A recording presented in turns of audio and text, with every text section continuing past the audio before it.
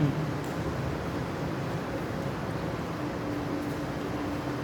कौन इस पर एग्जाम अटेम्प्ट करता है? यूपीएससी, यूपीएससी में है ना, यूपीएससी, पीएससी का क्या आईएएस का? आईएएस का में क्या नहीं है?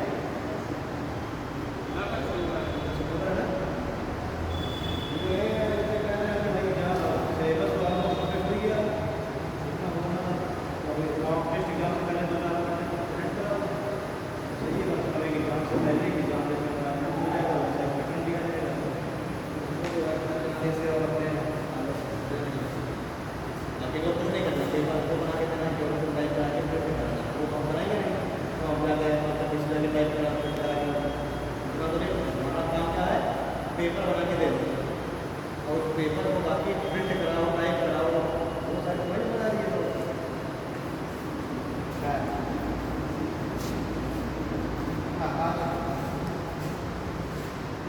अपने टॉपिक को वापस पढ़ा है, कोई पुराना टॉपिक एक रिवीजन कर लेंगे। ये क्या कहते हैं भाई, इकोनॉमिक्स ये है कि बाकी जो हमारे सब्जेक्ट है वो एक एक बार हो गए रिवीजन फर्स्ट चल रही है। इकोनॉमिक्स का क्या है कि जब शेड्यूल्ड क्लास थी तब भी इकोनॉमिक्स नहीं चल पाई, जब ऑनलाइन क्लास चल रही थी उस समय भी इकोनॉमिक्स क्लास नहीं चली, क्योंकि मैं उसमें हिस्ट्री पढ़ा रहा था तो इकोनॉमिक्स मैंने पढ़ाई नहीं थी। अब ये यही रिवीजन क्लास है, यही शेड्यूल्ड क्लास है, सब यही है।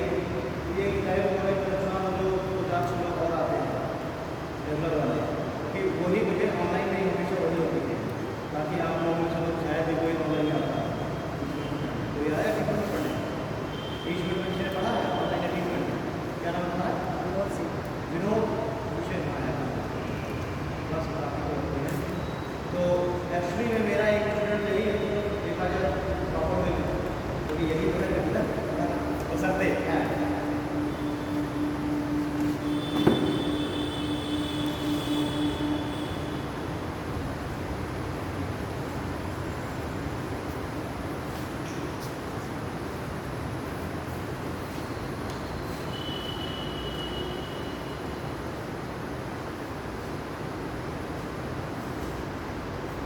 आज का वैसे जो हमारा टॉपिक होगा एंड क्लासिफिकेशन ऑफ बैंड्स, तो क्लासिफिकेशन बैंक और बैंड्स अगर देखेंगे तो पहले तो सिग्निफिकेंस देखेंगे हम लोग, फिर बैंक और क्लासिफिकेशन देखेंगे।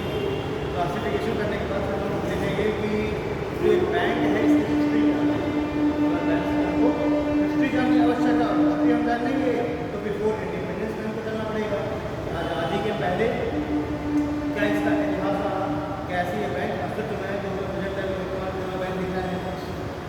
और जब हम उनके पास्ट में चलेंगे तो हम पहले इंपीरियल बैंक को देखेंगे, क्या है इंपीरियल बैंक। फिर हम आरबीआई का हम देखेंगे क्या उसका इतिहास रहा और आज वर्तमान में आरबीआई के क्या बाद में क्या फंक्शन करता है। ये टॉपिक होगा।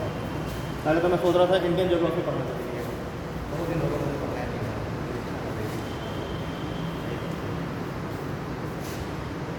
इंडियन ज्योग्राफी तो अभी पढ़ा ही कर सकते।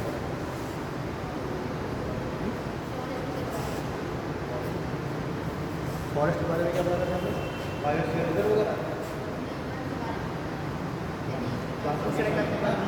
आप वही बायोस्फीयर रिजर्व बताया हुआ, नेशनल पार्क बताया हुआ, सेंचुरी पार्क बताया हुआ,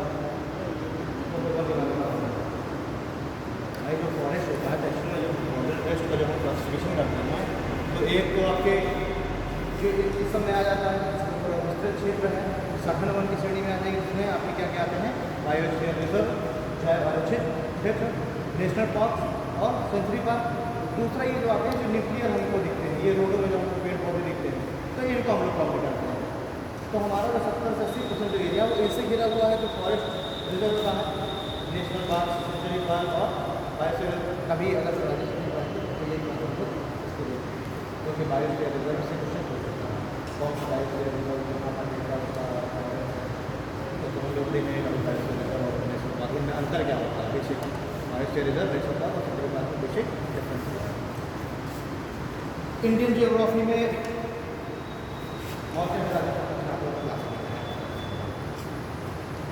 आप लोगों ने इंडियन जियोग्राफी में जो बेसिक पढ़ते हैं फिजिकल क्लासिफिकेशन वगैरह, तो आप लोगों ने पढ़ा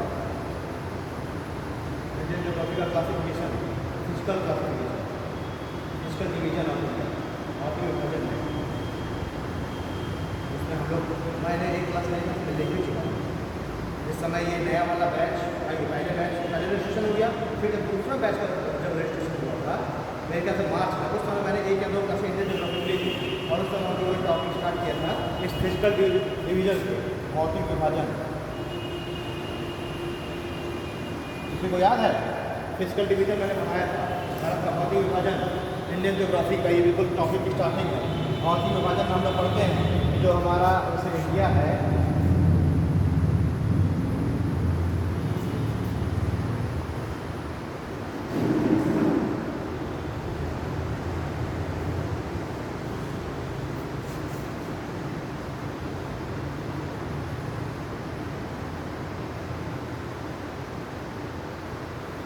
हमारा इंडिया है, तो इस इंडिया का क्या करेंगे हम, मतलब कि इंडिया का मतलब समझ आ रहा है क्या?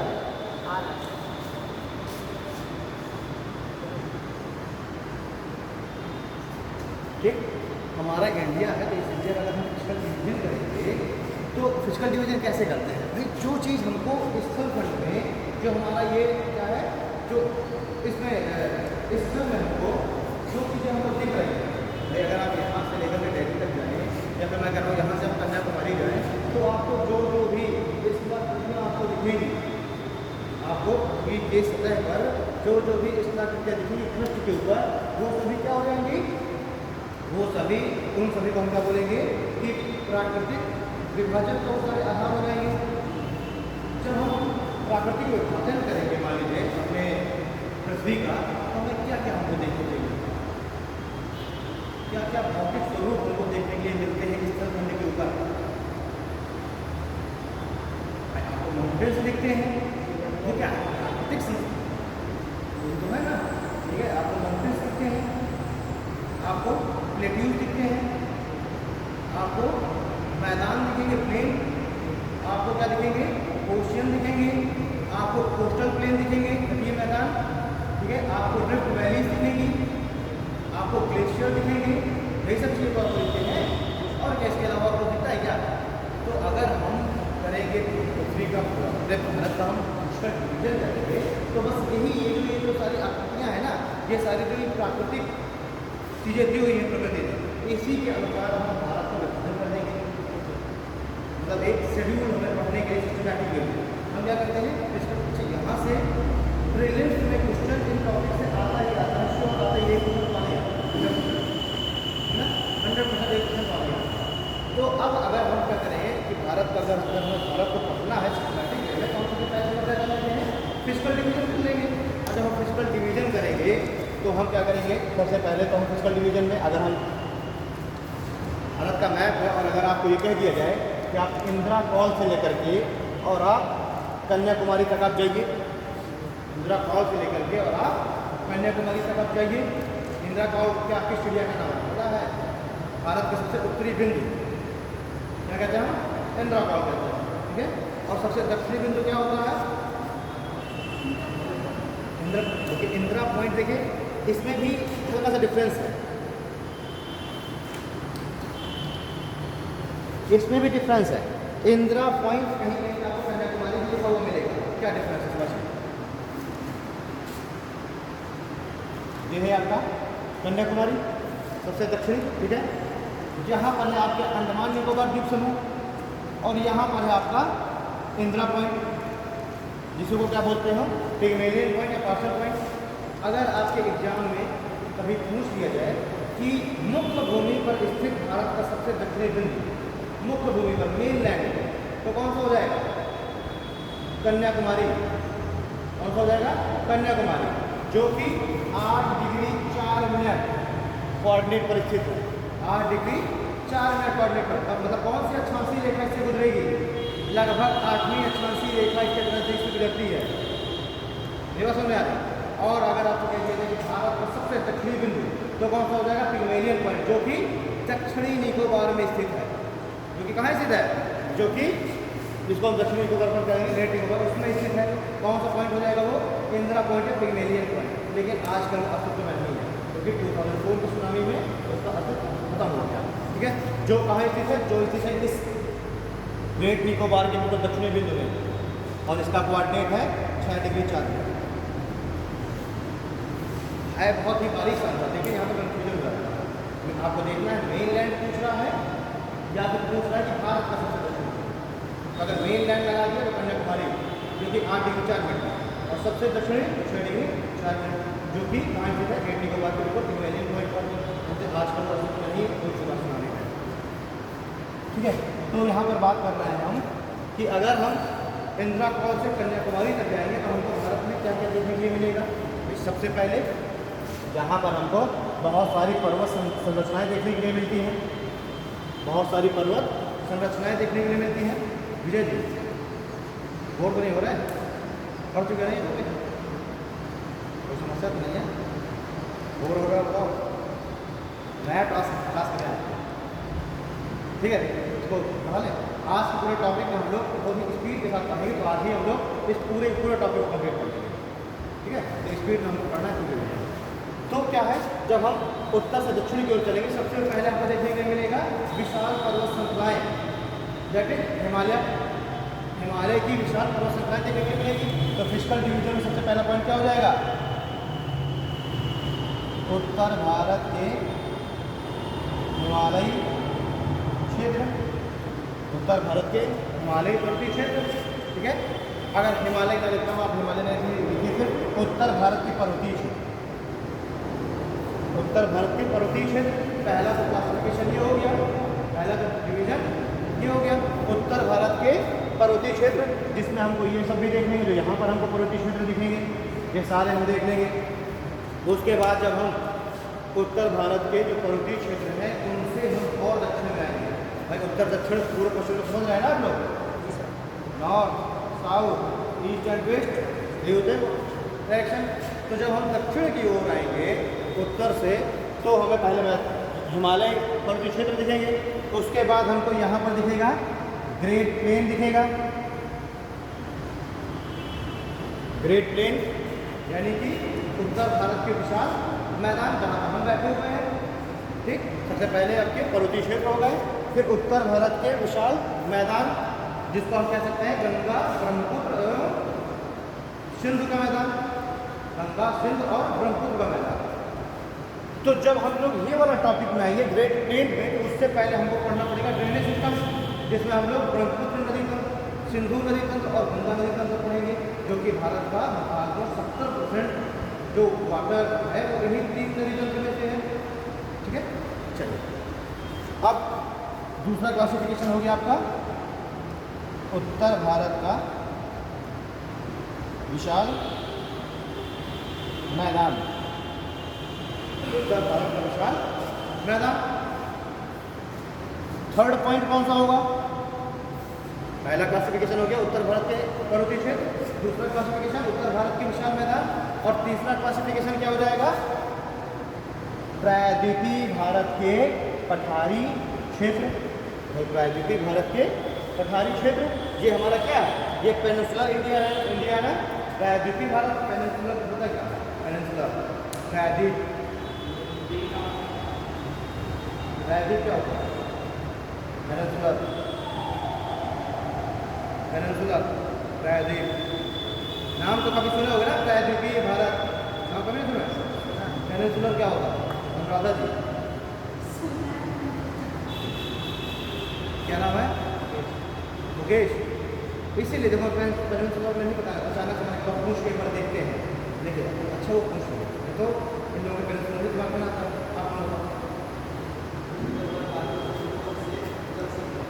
ठीक है, विजय जी सहमत है ना, पेनिनसुलर कुछ नहीं है, पेनिनसुलर है ऐसा कोई भी लैंड, ऐसा कोई भी स्थलखंड, स्थलखंड समझ रहे हैं ना, कोई भी जमीन जो कि 3 ओर से जल से घिरी हुई है, उसको हम क्या कह देते हैं, पेनिनसुलर कह देते हैं। अगर आपका घर 3 तरफ से पानी से घिर जाए और एक तरफ से केवल निकलने के लिए रास्ता हो, तो वो भी हो जाएगा एक तरीके से पेनिनसुलर। ठीक है, मतलब कि अब इसको अगर हम देखें, भारत का कोई दिख रहा है ना, ये जो मैंने डॉटेड किया हुआ है, ये भारत का दक्षिणी हिस्सा पूरा प्रायद्वीपीय भारत है, ये 3 तरफ से देखिए पानी से घिरा हुआ है। इधर है आपकी बे ऑफ बंगाल, इधर बे ऑफ बंगाल है, इधर क्या है, इधर अरेबियन ओशन है, ठीक है। और दक्षिण में क्या है, दक्षिण में क्या है, हिंद महासागर ना, इधर अरेबियन ओशन हो गया, बे ऑफ बंगाल, और दक्षिण में क्या है, हिंद महासागर, ठीक है। तो तीन तरफ से घिर गया, घिर गया हमारा जो दक्षिण भारत है पानी से, तो इसको हम क्या कह देंगे, पेनिनसुलर कह देंगे, ठीक है। अरेबियन पेनिनसुलर आपका नाम सुना होगा, ठीक है। वो भी क्या हो जाएगा, वो भी देखिए तीन तरफ से पानी से घिर रहा है, ठीक है। चलिए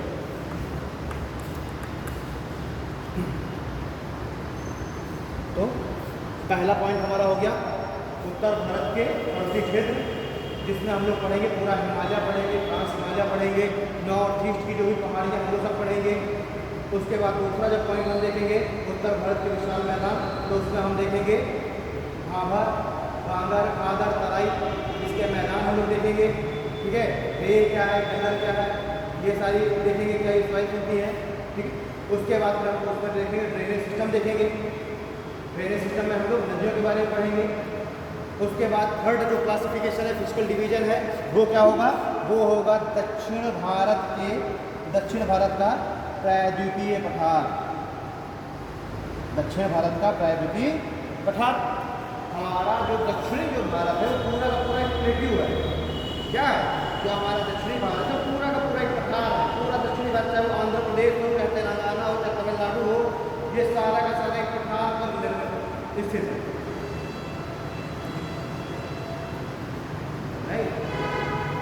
अब ये समझाने के लिए भी बहुत कुछ जाना पड़ेगा, जिसमें हम लोग पढ़ते हैं कॉन्टिनेंटल प्लेट टेक्टोनिक, ये टॉपिक में पढ़ा चुका हूँ, क्लास किया प्लेट टेक्टोनिक,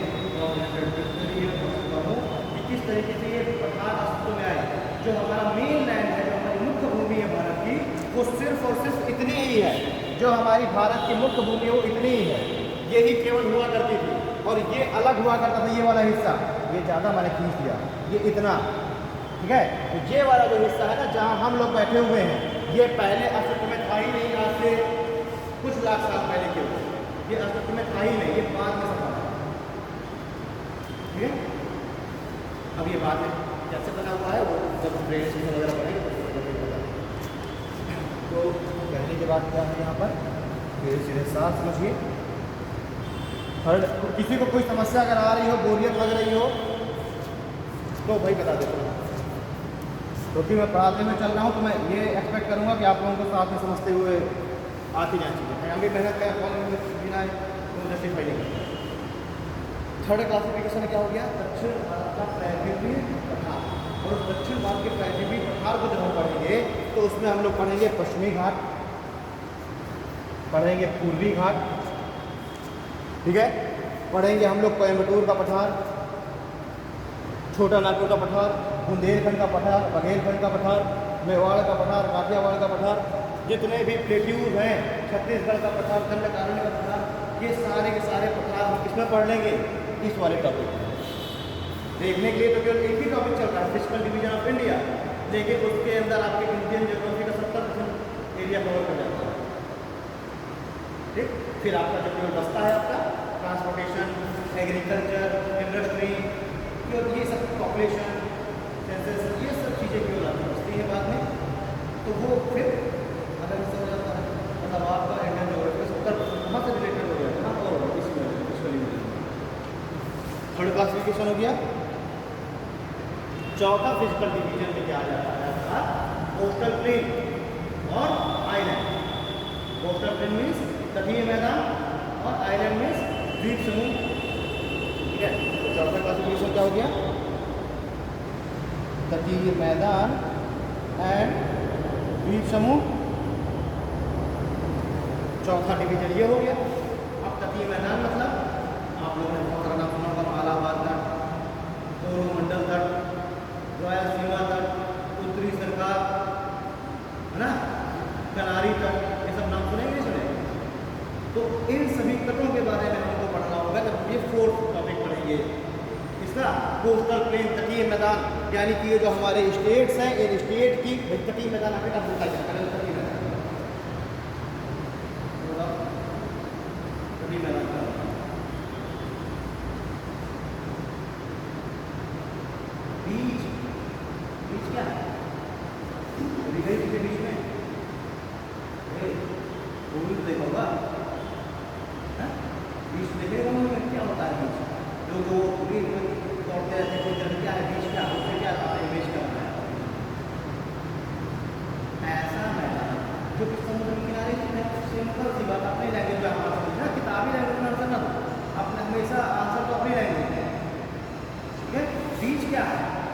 जहाँ से हमारा मुख्य भूमि समाप्त हो, हमारी मेन लैंड समाप्त हो, और ऐसा तो है नहीं कि हम ऐसे चलते हुए चले जा रहे हैं अचानक से हम समुद्र में गिर गए। ऐसा होता है क्या? हम चले जा रहे हैं बढ़िया मैदान, अचानक हम समुद्र में गिर गए, ऐसा तो होता नहीं है। हम क्या करेंगे? हम जाएंगे इस तरीके से जा रहे हैं, ऐसे इधर से आ रहे हैं, इधर से आए, धीरे धीरे हम पानी में उतरते चले जाएंगे। जब एक सीमा से ज़्यादा उतर जाएंगे तो डूब जाएंगे। तो ये वाला जो एरिया है जहाँ पर हम धीरे धीरे पानी यहाँ से आए, यहाँ आया, यहाँ ऐसे चला जा रहा है, उसका क्या है? वो सारा का सारा एरिया तटीय मैदान में आ जाएगा। मतलब जहाँ से मुख्य लैंड समाप्त होगी और समुद्र चालू होगा, उसके बीच का जो एरिया है, जिस एरिया को समुद्र हर एक इंटरवल में भिगोता रहता है, टाइड्स आएंगी तो वो वाला एरिया समुद्र में जलमग्न हो जाएगा। और जब टाइड्स वापस चली जाएंगी तो क्या हो जाएगा? पूरा मैदान हमको मिल गया, वहाँ रेत पूरी फैल गई, उसी को हम क्या कहते हैं? बीच या तटीय मैदान। और उसी तटीय मैदान का हम लोग को इसमें रहना है। ठीक है, अब आइलैंड क्या होते हैं? पेनिनसुला और आइलैंड का अंतर क्या है? पेनिनसुला और आइलैंड का अंतर क्या है?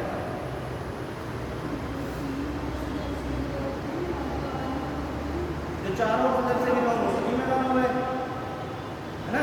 जो चारों ओर से दल से घिर गए वो क्या हो गया? कहते हैं हमारा लक्षद्वीप है तो क्या है? वो आइलैंड है ना, क्योंकि चारों तरफ से वो पानी से घिरा हुआ है। अंडमान निकोबार चारों तरफ से, आलिया बेट, खादिया बेट चारों तरफ से जलमग्न है। ठीक है, ये सारे के सारे क्या है? ये आइलैंड है। मालदीव को हम क्या पढ़ते हैं? सॉरी, इसको क्या पढ़ते हैं? मालदीव को, मालदीव आइलैंड ही तो पढ़ते हैं उसको, वो भी तो बिल्कुल ऐसे छोटा सा है, बिल्कुल जल से घिरा हुआ है। ठीक है ना?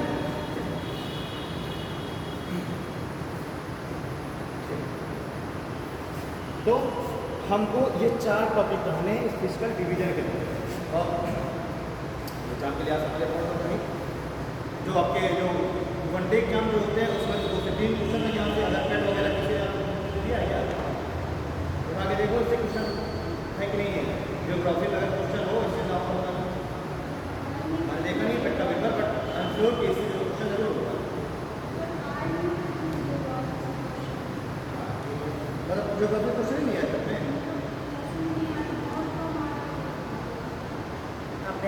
वगैरह। कल मैं पेपर देखूँ उसमें टिक करके लेके आऊँगा इन टॉपिक से कितने क्वेश्चन आए।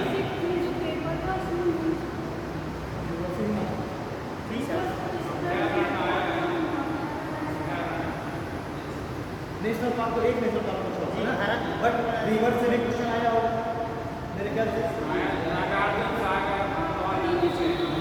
भैया अर्जुन सागर डैम है तो उसको मैं पढ़ा ही देता हूँ, नागार्जुन सागर है ना, तो उसको मैं पढ़ा ही देता हूँ, जब ये ड्रेनेज सिस्टम पढ़ाई करता है उसी तरह मैं नागार्जुन सागर को फिर पढ़ा देता हूँ।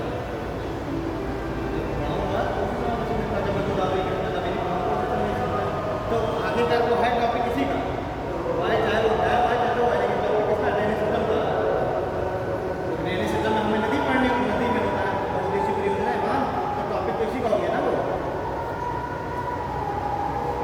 ठीक है, चलो, तो यानी कि हमको इतनी 4 चीज़ें पढ़नी, और ये 4 चीज़ें कंप्लीट करने में भी जियोग्राफी का 1 से 1.5 महीने से ज़्यादा लगता है।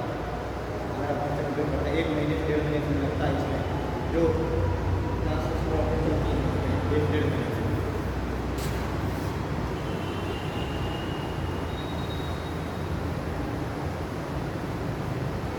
अब हम लोग सबसे पहले जो टॉपिक स्टार्ट करते हैं वो हम लोग स्टार्ट करते हैं उत्तरी भारत के प्रति क्षेत्र। ठीक, बहुत मुस्कुरा रहे हो, चेक सर क्या बात है, वो मुस्कुरा रहे हो, कोई बताओ। अरे बात ऐसी बात नहीं कर रहा, इंजॉय करके पढ़ा है, बाकी सब लोग एक साथ में रहते हैं, हमेशा इंजॉय करके पढ़ना चाहिए, मज़ा। ठीक है, ये इनके चेहरे की ओर देखो तो बढ़िया लगता है कि हाँ ठीक है चलिए तुम्हारा इंजॉय करना है, आपको से ठीक है इन्वॉल्व हुआ जब भी कोई चीज़ पढ़ गया तो फील किया। अब मैं जब ये माउंटेन चल रहा हूँ तो माउंटेन की सैर में निकल जाना समझते हुए कि हाँ भाई ये आ गया ग्रेट हिमालय, तो तब चीज़ें ज़्यादा समझ में आएंगी। उत्तर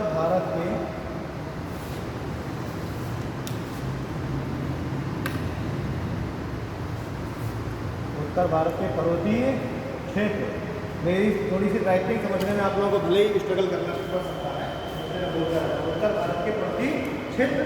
जब हम लोग उत्तर भारत के पर्वतीय क्षेत्रों को पढ़ेंगे तो हमें कुछ अलग अलग पर्वतीय क्षेत्रों को पढ़ना है। जैसे कि इसमें हम लोग क्या क्या पढ़ते हैं,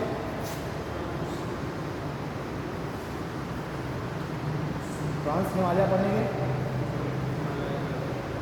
ठीक, ट्रांस हिमालय को हम लोग पढ़ेंगे। क्या ट्रांस हिमालय हिमालय का हिस्सा है?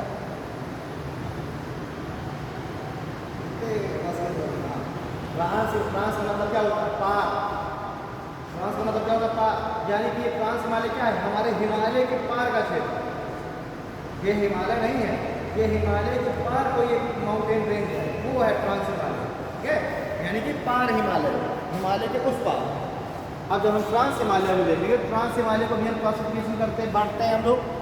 जैसे कि पहला ट्रांस हिमालय में पढ़ते हैं कराकोरम। ये सभी क्या है? ये सब रेंजेस हैं। ट्रांस हिमालय क्या है? मान के चलिए ये इस तरीके से ये पूरी ऐसी एक लंबी संरचना चली गई, इसको हमने क्या बोल दिया? ट्रांस हिमालय बोल दिया। ट्रांस हिमालय के ऐसे दक्षिण में एक संरचना चली गई, इसको हमने बोल दिया ग्रेटर हिमालय, ठीक है। तो इस तरीके से क्या है, ट्रांस हिमालय, ग्रेटर हिमालय, ये सब एक लंबी श्रृंखलाएं हैं, एक पूरी रेंज है। अब इसी में जैसे मान लीजिए ट्रांस हिमालय है, कुछ दूरी तक इस तरीके से ही ट्रांस हिमालय, भाई ऐसा हिमालय जो पर्वत हैं वो ऐसे तो होते हैं कि बस लगातार चले जाएं।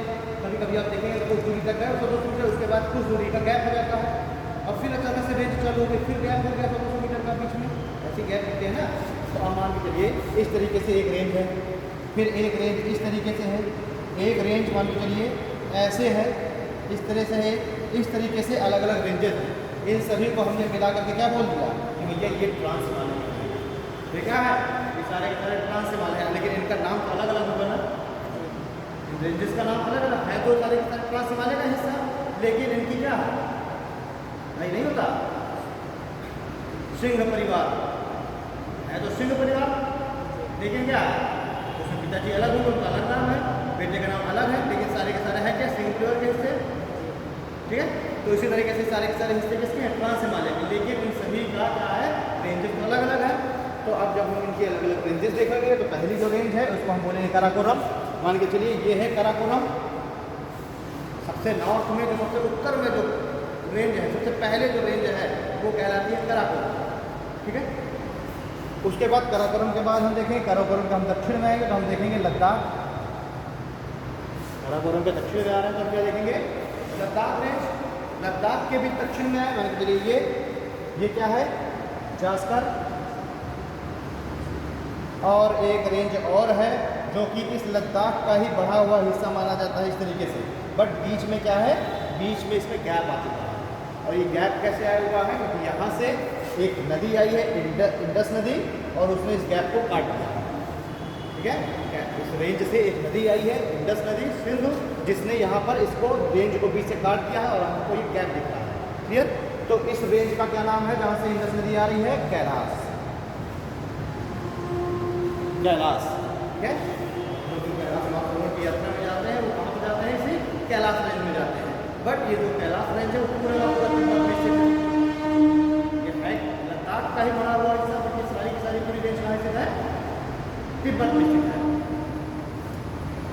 मेरे ख्याल से मुझको मैप बना करके पहले सारी जो रेंजेस हैं वो मैप में लोकेट करनी चाहिए, है ना, ये ज़्यादा क्या कहते हैं?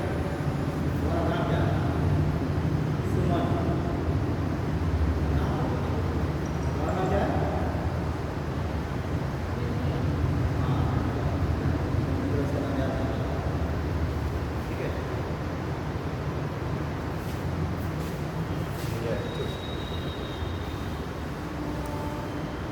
एक बार ऐसे लिख लेते हैं, फिर मैं अपने साथ में लोकेट कर देंगे। तो ट्रांस हिमालय में हमने देखा कराकोरम, लद्दाख, जास्कर एंड कैलाश। उसके बाद ट्रांस हिमालय के बाद फिर आता है हिमालय, जो हमारा एक्चुअल में हिमालय है। हिमालय आया, इस हिमालय को हमने अलग अलग रेंज में बांटा हुआ है, ठीक है। हिमालय तो पूरा क्या है? ग्रुप हो गया, और इसमें अलग अलग रेंजेस हैं। हिमालय को जब हम पढ़ेंगे तो इस हिमालय में सबसे उत्तर में हम पढ़ेंगे ग्रेट हिमालय। ग्रेट हिमालय को हम क्या बोलते हैं? हिमाद्री। इसी को हम बोल देंगे महान हिमालय हिंदी में। आपके मन में हिमालय सुन करके जो भी चीज़ें दिमाग में आती हैं, माउंट एवरेस्ट, कंचनजंगा, ग्लेशियर्स, जो भी चीज़ याद आ रही है वो सारी की सारी कहाँ निकालते हैं हिमालय के नाम से। आपके दिमाग में जो भी इमेज बन रही है वो सारी की सारी कहाँ है, इसी महाहिमालय में, ग्रेट हिमालय, जो ग्लेशियर वगैरह दिमाग में आ रहा है। ग्रेट हिमालय के बाद लेसर हिमालय, जिसको हम क्या बोल देते हैं, लघु हिमालय।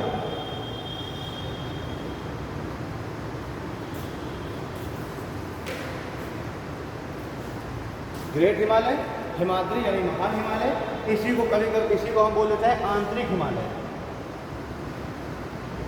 आंतरिक, अभी जब मैं पढ़ाऊंगा तो समझ में आ जाएगा कि इसको आंतरिक हिमालय, इसको हम क्या बोलते हैं, आंतरिक हिमालय। ग्रेट हिमालय को विजिबिलिटी नहीं हो रही क्या, विजिबिलिटी कम है क्या, आगे आप विजिबिलिटी तो मैं लगा रखना चाहिए, आगे बढ़ा विजिबिलिटी है, मार्कर थोड़ा सा लाइट चल रहा है ना, अभी वाला सही चल रहा है। तो हिमालय को भी हम लोग अलग अलग क्लासिफाइड करेंगे, ग्रेट हिमालय, फिर लेसर हिमालय, और थर्ड है शिवालिक। क्लियर, हिमालय को भी हमने 3 भागों में बांट दिया, ग्रेट हिमालय, मिडिल हिमालय या इसी को हम लेसर हिमालय बोल देते हैं, इसी को जो है मध्य हिमालय आप बोल दीजिए, ठीक है, इसी को मिडिल बोल देते हैं हम, ठीक है। हिंदी में हम लघु हिमालय बोल देंगे, फिर आप मध्य हिमालय बोल दीजिए, चाहे आप लघु हिमालय बोल दीजिए, वो सारा का सारा क्या है, चाहे आप इंग्लिश में लेसर हिमालय बोल दीजिए, वो सब ये हो गया। उसके बाद थर्ड में आ गया शिवालिक, मैनाक पर्वत, मैनाक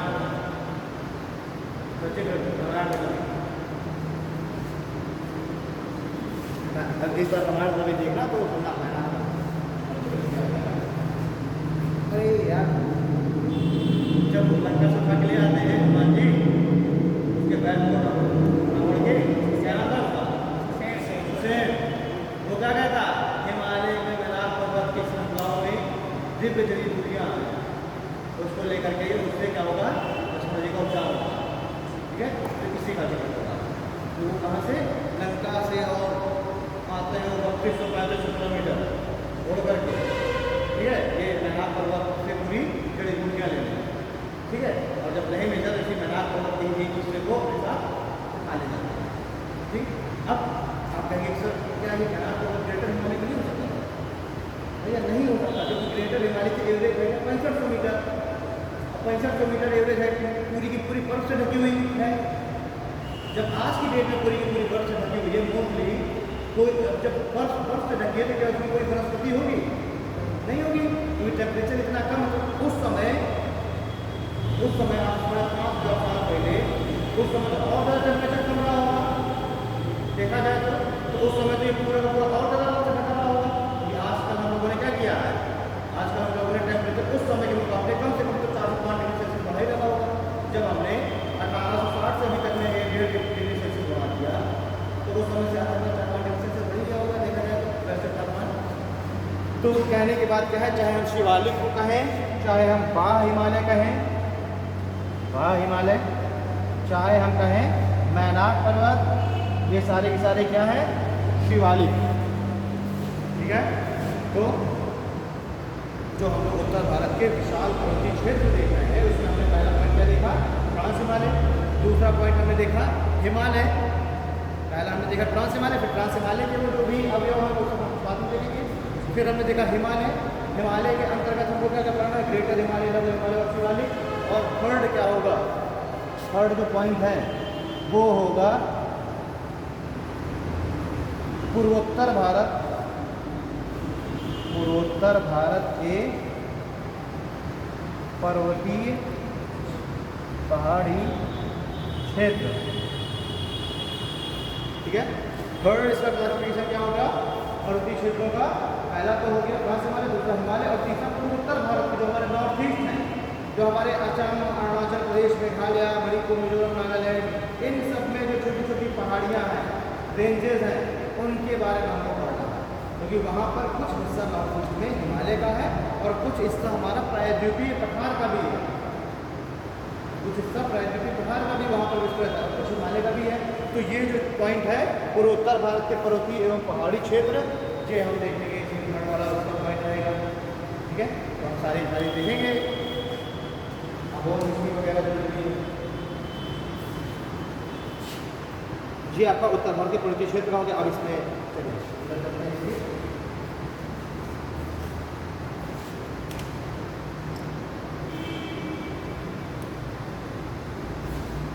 ठीक है, अब इन सबको हम लोग पढ़ते हैं। केवल अगर मैं केवल इसको से ओवरव्यू कर दूँ ना इस पूरे टॉपिक पर, तो भी आज 1.5 घंटे में खत्म हो पाएगा।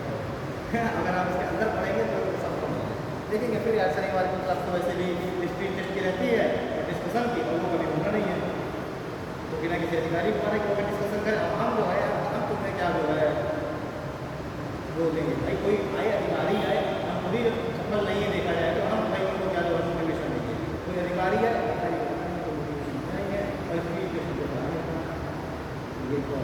नहीं तो क्लास नहीं चलेगी, तो अगले सैटरडे में बच्चे लोग तीसरे 2-3 सैटरडे में भाई ये पूरा सितंबर के बाद खत्म नहीं हुआ, इसके बाद बंद है। इस सितंबर से 30 सितंबर में 2-3 हमें सैटरडे और मिल जाएंगे। आज कौन तरीके आपकी तारीख समझ ना, अभी इसमें हमें कम से कम 3 सैटरडे तो आराम से मिल जाएंगे। फिर 3 सैटरडे में पूरा टॉपिक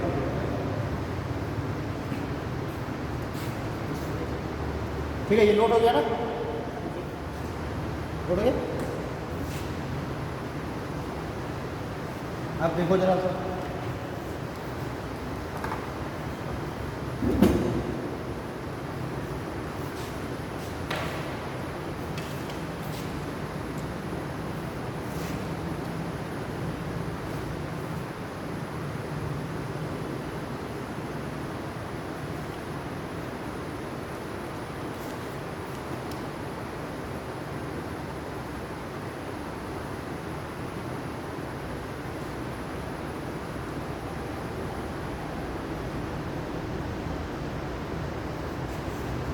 अभी हमें आवश्यकता है केवल ऊपर वाले हिस्से की, इसलिए हमने केवल इतना हिस्सा बनाया।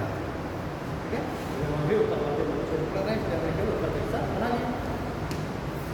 पहले मैंने हिस्सा को पहले क्या बताया कि सबसे उत्तर में है फ्रांस हिमालय, सबसे उत्तर में क्या है फ्रांस। यहाँ पर है एक नॉट जैसी आकृति, एक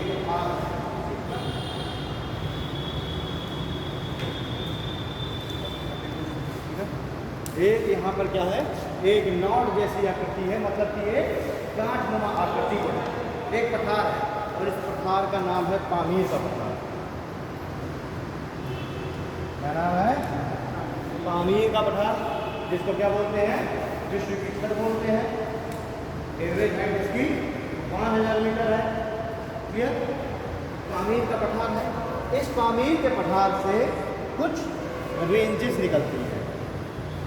इस पामीर के पठार से कुछ रेंजेस निकलती हैं, जैसे कि एक रेंज ऐसे निकल गई जो कि चाइना होते हुए मंगोलिया तरफ चली जाती है। ठीक है, इसका नाम है कुनलुन-सान। कुनलुन-सान एक रेंज किस तरीके से निकलती है, ऐसे चाइना चली जाती है तिब्बत होते हुए। इस रेंज का नाम है तिएन-सान। ठीक है, कुनलुन-सान जो कि चाइना होते हुए मंगोलिया तरफ चली जाती है, वो भी कहाँ से निकल रही है, पामीर के पठार से ही टच हो रही है। या फिर हम कहें कि ये सारी रेंजेस आकर के पामीर के पठार में मिल रही है। तो ये रेंज हो गई कुनलुन-सान जो कि चाइना एंड मंगोलिया तरफ चली जाती है।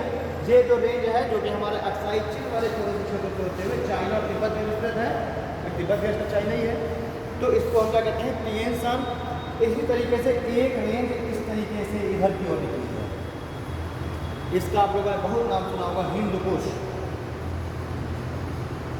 हिंदुकुश, ठीक है, इसी हिंदुकुश की ही रेंजेस को पार करके अलेक्जेंडर भारत में आया था बेबीलोनिया से, और भी बहुत सारे जो भी इन्वेडर्स आते थे मध्य एशिया से, अपना जो भी आक्रमण करने आते थे मध्य एशिया से, वो कहाँ से आते थे, इसी हिंदुकुश की पहाड़ियों को ही पार करके। अब पता नहीं उच्चारण करके ऊपर से आएंगे, बीच में अगर कोई गैप वगैरह उनको मिल गया, पास वगैरह दफा वगैरह, उसी से करके खैबर दफा वगैरह हो, हिस्ट्री में बहुत खैबर दफा का जिक्र मिलता है, वो सभी कहाँ नए लिखते हैं। ये हिंदुकुश हो गया जो कि अफगानिस्तान में फैला हुआ है। हिंदुकुश अफगानिस्तान, आजकल तालिबान में फैला हुआ है। इसी से एक रेंज और निकलती है जो कि पाक ऑक्यूपाइड कश्मीर से होते हुए और पाकिस्तान चली जाती है, और इस रेंज का क्या नाम है? सुलेमान।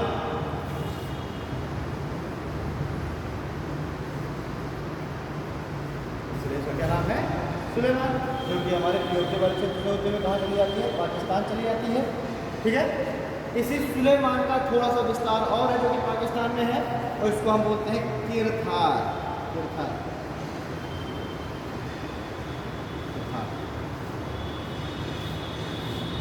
ठीक। ये है पामीर का पठार, पूरी की पूरी पामीर घाट है। ये पूरा का पूरा पामीर का पठार है जो कि हमारे देख रहे हैं बिल्कुल हमारे सिर पे रखा हुआ है, भारत के बिल्कुल उत्तरी हिस्से में, बिल्कुल सीमा पे पामीर का पठार। इस पामीर के पठार से देखिए इसकी पूरी हैंड जैसे दिख रहा है ना, इसकी भुजाएं एक जा रही है उल्लू सा, एक तीन सा निकली। ये सारी की सारी क्या है? रेंजेस, माउंटेन्स की, पर्वतों की रेंजेस है। एक रेंज गई अफगानिस्तान, जिसको हमने क्या कहते हैं? हिंदू कुश कह दिया। एक इधर की जो रेंज चली है वो पाकिस्तान चली गई, ठीक है। इसका क्या नाम है? सुलेमान। वही आगे बढ़ी तो उसको हमने कह दिया किरथार, ठीक है। चलिए, इसी तरीके से एक रेंज जो है इस तरीके से ऐसे भारत की तरफ घुसाई, इसी तरीके से एक रेंज इस तरीके से भारत की तरफ भी घुसाई इधर से निकल करके, और इस रेंज को हमने क्या बोल दिया? काराकोरम। इसको हमने क्या बोल दिया? काराकोरम।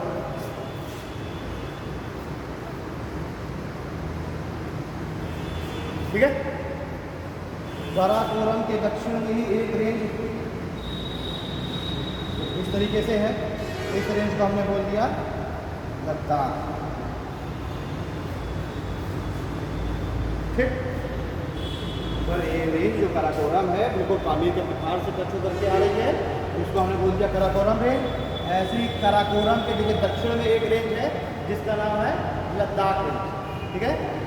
लद्दाख रेंज के बिल्कुल सामने से ही एक रेंज इस तरीके से देख, कहाँ है ये? भारत की सीमा के बाहर है ना, तिब्बत में, ठीक है। तो तिब्बत में एक रेंज है जिसको हमने क्या बोल दिया? कैलाश। अब आपको ऐसा नहीं लग रहा कि ये लद्दाख और कैलाश कभी ना कभी आपस में जुड़ी रही होगी? कभी ना कभी आपस में जुड़ी नहीं होंगी। बीच बहुत सारी जो नदियाँ हैं, वो नदियाँ कहाँ से निकलेंगी? या तो बारिश का पानी हो, कहीं स्टोर हो बारिश का पानी, वही जो है आगे बढ़े तो वो नदी बन गई, या तो कोई ग्लेशियर हो, कोई ग्लेशियर हो और वो ग्लेशियर पिघले तो उसका पानी आए तो वो या तो नदी बन जाएगी। जहाँ पर जाएगी ऊंचे ऊंचे माउंटेन्स, 5,000 फीट ऊंचे, 6,000 फीट ऊंचे, यहाँ पे क्या एक तो टेम्परेचर इतना कम होगा कि वहाँ पर ग्लेशियर बन गए होंगे, और वो ग्लेशियर पिघल रहे होंगे, उससे पानी आ रहा होगा। दूसरा, पहाड़ों पर बारिश हो रही है, बारिश का पानी, यानी दोनों तरीके से पानी आ रहा है पहाड़ों से, दोनों तरीके से पानी होकर के नीचे आएगा। पानी नीचे से ऊपर जाएगा, नहीं पानी तो ऊपर नीचे जाएगा। यहाँ पर बड़े बड़े माउंटेन्स रेंज हैं और उनसे पानी पिघल पिघल के नीचे आएगा तो क्या करेगा? पानी अपने रास्ते में आने वाली चीज़ों को काट देगा, और जब काट देगा तो बीच में अवरोध बन रहा होगा ये, तो इसको जो है नदियों ने क्या कर दिया? काट दिया, कि बीच में हमको ये आजकल गैप दिखने लग गया, ठीक है। और यहीं पर एक गैप है इस जगह पे, इस तरीके से एक गैप बना हुआ है यहाँ पर, और इस गैप को हम कहते हैं चांगला दर्रा। चांगला दर्रा नहीं बोलते, चांगला बोलते हैं, क्योंकि ला दर्रे बोलते हैं, ठीक है। त्रिपुरी लैंग्वेज में, और जो हमारा नाम हो रहा है वहाँ दर्रा को ही ला बोला जाता है, ला, ठीक है। तो काराकोरम नहीं दर्रा है, काराकोरम, या तो हम काराकोरम दर्रा बोले, या फिर बोलते काराकोरम ला, ठीक है। या तो हम चांगला बोले, या फिर हम बोले नाथुला बोले, या तो हम नाथु दर्रा बोले, या फिर नाथुला बोले। लेकिन नाथुला दर्रा सही नहीं है, क्योंकि ला तो ऑलरेडी दर्रा के नियम प्रयोग कर चुके हैं, ठीक है। जेलिप दर्रा, जेलिप क्या दर्रा, जेलिप ला, अब हम जेलिप ला दर्रा नहीं बोलेंगे, तो हम बोल देते हैं जेलिप ला दर्रा, ठीक है। तो चांग में जो है चांग दर्रा, चांगला, ला दर्रा को लगा लिया, यहाँ पर है चांगला, ठीक है, जो कि क्या है? आ से दर्रा है, और इस चांगला से ही इंडस वैली, वो इंडस वैली कह रहा है, इंडस नदी, सिंधु नदी भारत में प्रवेश करती है, जिसका उद्गम कहाँ होता है? उद्गम यहाँ पर होता है कैलाश रेंज में।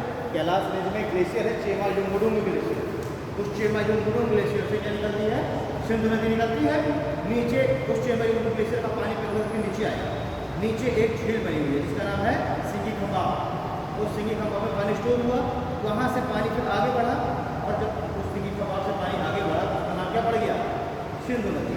और उस सिंधु नदी जब भारत में प्रवेश करेगी, भारत की सीमाओं में राजधानी सिंधु नदी से पहाड़ के ऊपर चढ़ेगी और ऐसे आएगी, उससे तो बीच रास्ते में जहाँ से जगह मिल जाएगी वहीं से वो आएगी।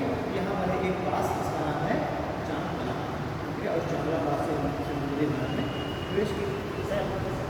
इंडस कहाँ पर बोलते हैं सिंधु नदी? सिंधु नदी को इंडस कहाँ पर बोलते हैं? चीन में या फिर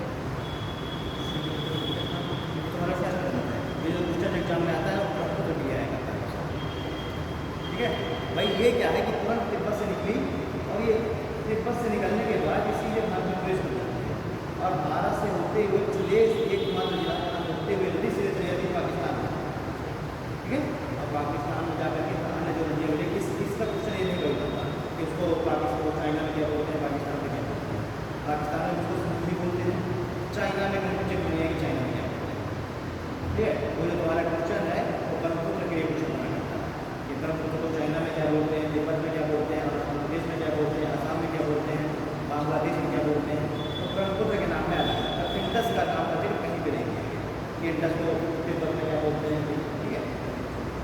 अगर तुमको कहीं मिले तो मुझे पता चलता है।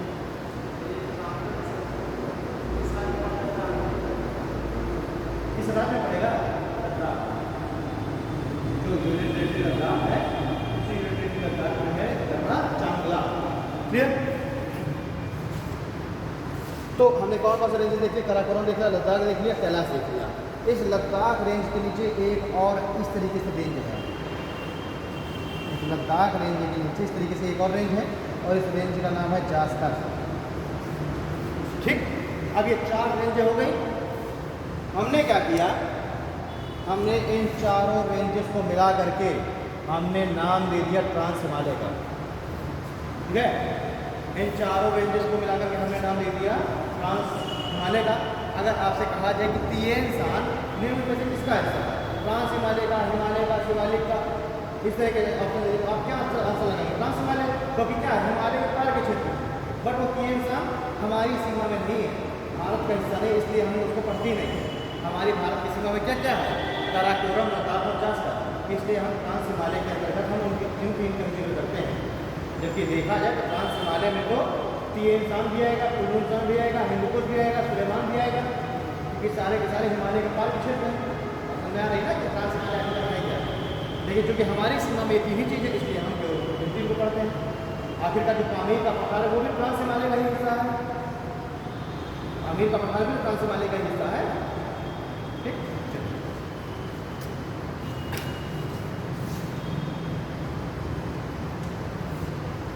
ये आपका यहाँ तक हो गया ट्रांस हिमालय। अब देखिए ट्रांस हिमालय के दक्षिण में फिर हमारे स्टार्ट होता है हिमालय। ट्रांस हिमालय के दक्षिण में हमारे स्टार्ट होता है हिमालय। मतलब ट्रांस हिमालय की सबसे दक्षिण रेंज है जास्कर, तो जास्कर के दक्षिण में यहाँ से हमारा स्टार्ट होगा क्या? हिमालय, और ऐसे होते हुए इस तरीके से जाएगा। मतलब एक चाप के आकार का है हमारा हिमालय। किस आकार का है? चाप के आकार का है। ऐसे इस तरह से जाएगा, जम्मू कश्मीर से इसका उद्गम होगा, जम्मू कश्मीर, हिमाचल प्रदेश, उत्तराखंड होते हुए फिर निकल जाएगा तिब्बत, तिब्बत से जाएगा नेपाल, नेपाल से इधर सिक्किम होते हुए, ये मान के चलिए सिक्किम, फिर इधर उत्तराखंड, उत्तराखंड से तिब्बत गया, तिब्बत से नेपाल होते हुए, सिक्किम होते हुए, और कहाँ चला गया? फिर भूटान होते हुए और पहुँच गया अरुणाचल प्रदेश।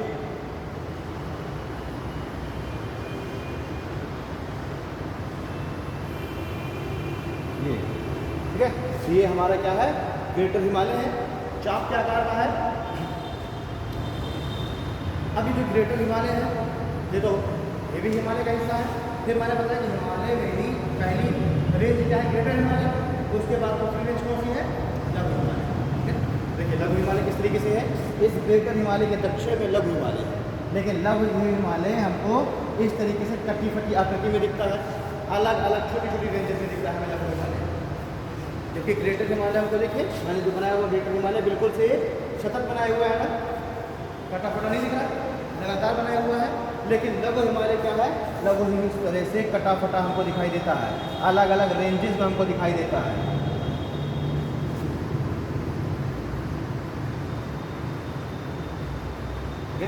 लघु अमुक हिमालय हमें इस तरीके से अलग अलग रेंजेस में दिखाई देगा, और जब अलग अलग रेंजेस में दिखाई देगा तो हम उसका नाम भी अलग अलग रख देंगे।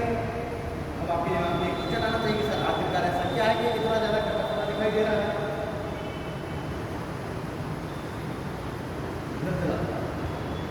आखिरकार क्या कारण है कि लघु हिमालय हमें इतना ज़्यादा अपरदित कटा हुआ अलग अलग रेंजेस में दिखाई दे रहा है, टुकड़ा टुकड़ा गैंग होकर दिख रहा है।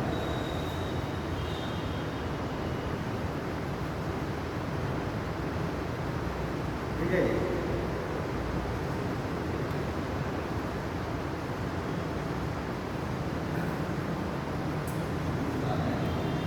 ग्रेटर हिमालय मैंने क्या कहता पूरा का पूरा ग्लेशियर से ढका हुआ है, और जब ग्लेशियर से ढका हुआ तो वहाँ से क्या होंगी, ग्लेशियर की तो नदियाँ बनेगी, और नदियाँ बनेगी तो तेजी के साथ नीचे आएंगी।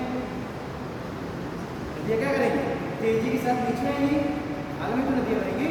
और नदियाँ यहाँ से नदी हम यहाँ पे 3D इमेज तो बना नहीं सकता, मान के चलिए ये है सपोज दैट इधर को हम मानते हैं नॉर्थ, जरा एज्यूम करिए ये वाला हिस्सा है नॉर्थ, हम इस तरीके से हम देखें जरा इस तरीके से, ये है नॉर्थ, ये है हमारा ग्रेटर हिमालय, ये ग्रेटर हिमालय के बाद आ गया लघु हिमालय। ठीक है, ये सपोज दैट ये नॉर्थ है, हम नॉर्थ से चले, ये हो गया हमारा काराकोरम, मान के चलिए ये जो काराकोरम ट्रांस हिमालय, ये है क्या आपका ट्रांस हिमालय। समझिएगा हम इस तरीके से नॉर्थ से साउथ चल रहे हैं, ये आपका क्या हो गया ट्रांस हिमालय हो गया। ट्रांस हिमालय से हम और दक्षिण में आए, ये हमको मिल गया ग्रेटर हिमालय। ट्रांस हिमालय के बाद ये मिल गया हमें ग्रेटर हिमालय। ठीक है, ग्रेटर हिमालय से हम आगे बढ़े, ये हमको मिल गया लघु हिमालय। लघु हिमालय से हम आगे बढ़े, ये मिल गया हमको शिवालिक, और शिवालिक के आगे बढ़े तो ये हमको मिल गया मैदान।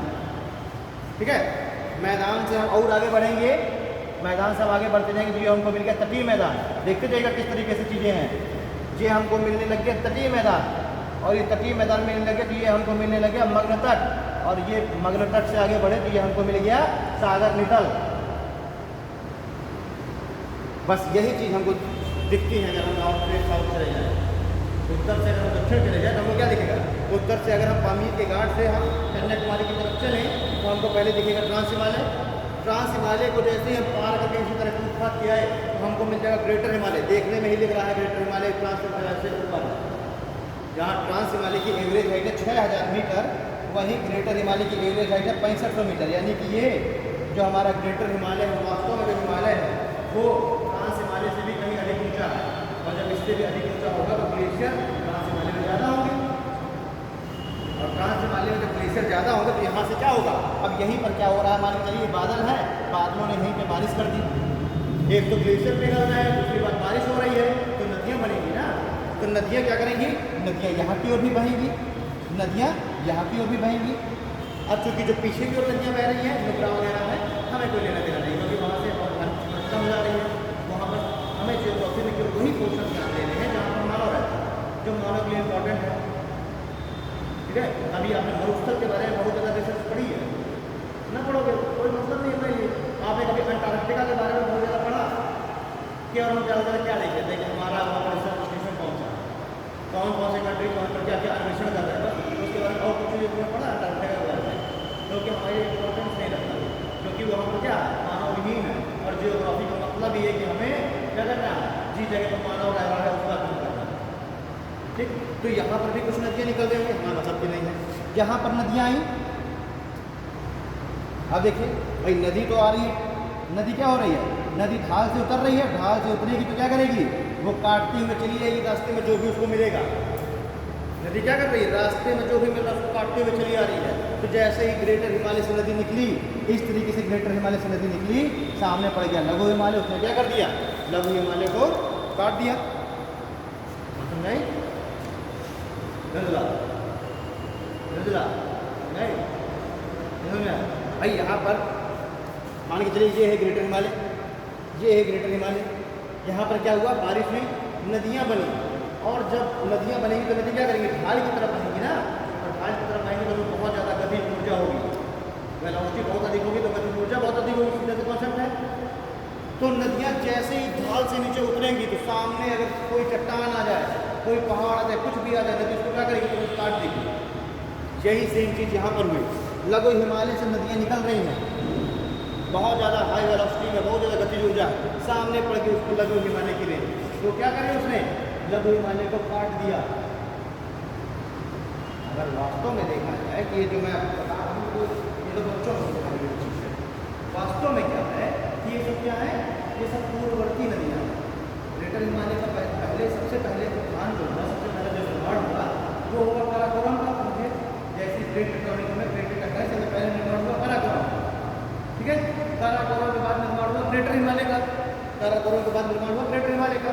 अब जब ग्रेटर हिमालय का निर्माण हुआ है, अभी लघु हिमालय नहीं बना है, तो ग्रेटर हिमालय से नदियाँ निकलनी चालू हो गई। तो ग्रेटर हिमालय का निर्माण हुआ, उसमें ग्लेशियर बन गए। अभी नदियाँ तो है कि आज ग्रेटर हिमालय बन गया, कल लघु हिमालय बन जाएगा। ग्रेटर हिमालय बना उसके 1.5 करोड़ साल बाद लघु हिमालय बन रहा है, तो वहाँ से नदियाँ निकलनी चालू हो गई धीरे धीरे, और नदियाँ बह रही हैं। और उसी समय वही समय है जब लघु हिमालय धीरे धीरे ऊपर उठकर चला आ रहा है। आप एज्यूम करिए कि नदी इस तरीके से नदी चली आ रही है, तो नदी हमेशा क्या करती है, अपने तल को काटती है।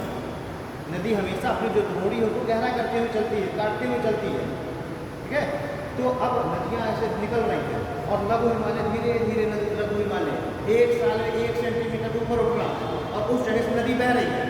एज्यूम करिए यहाँ पे लघु हिमालय ऊपर उठ रहा है, तो वो दैट नदी इस तरीके से बह रही है, नदी इस तरीके से बह रही है।